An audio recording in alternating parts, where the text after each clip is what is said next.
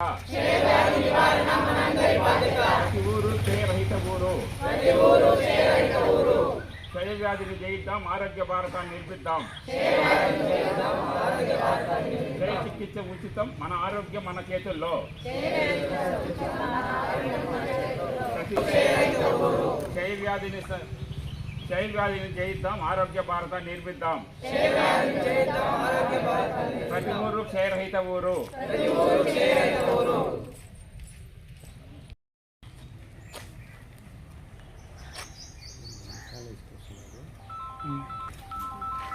తీసుకోండి.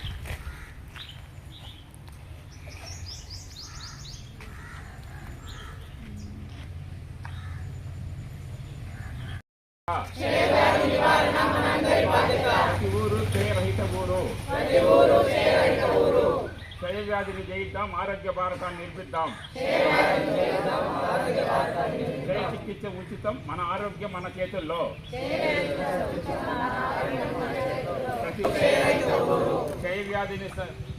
క్షయ వ్యాధిని జయిద్దాం, ఆరోగ్య భారతాన్ని నిర్మిద్దాం. ప్రతి ఊరు క్షయరహిత ఊరు.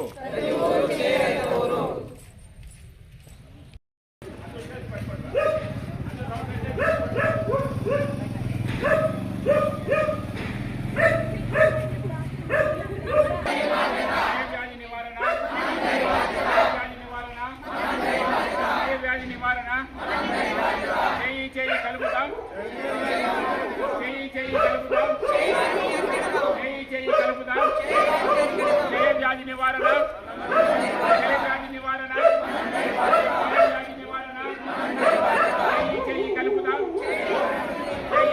నమస్కారం.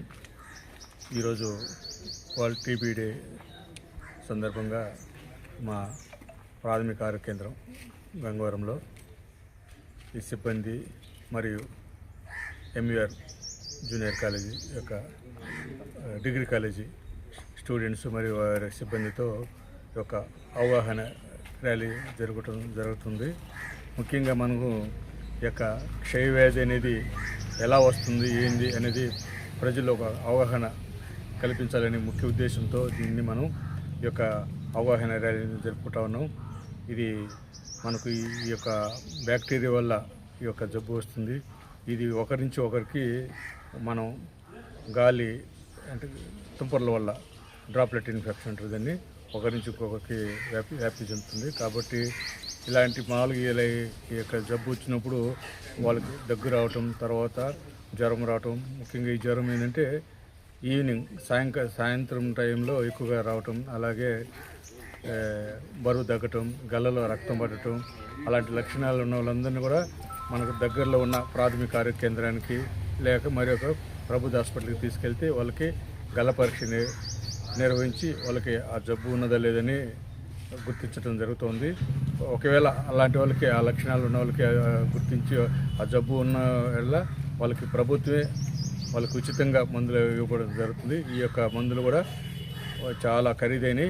ప్రభుత్వం కూడా దాన్ని ఉచితంగా ఇస్తున్నారు. ఈ ప్రభుత్వం ద్వారా తీసుకునే ఈ యొక్క చికిత్స చాలా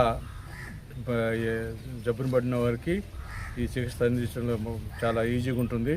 ఏంటంటే దీనిపైన ప్రత్యేకంగా ఒక వాళ్ళపైన పేషెంట్ల పైన వాళ్ళు మందులు మింగుతున్నారా లేదా అనేది పర్యవేక్షణ ఉంటుంది. కాబట్టి వాళ్ళకి 6 months వరకు ఈ మందులు అనేది ఉచితంగా ప్రభుత్వమే సరఫరా చేసుకోబడుతుంది. అలాగా 2 నెలలకు ఒకసారి వాళ్ళకి మళ్ళీ జబ్బు ఉన్నదా ఎంత ఎలా ఉందనేది మళ్ళీ పరీక్ష చేసుకోవడం జరుగుతూ ఉంటుంది.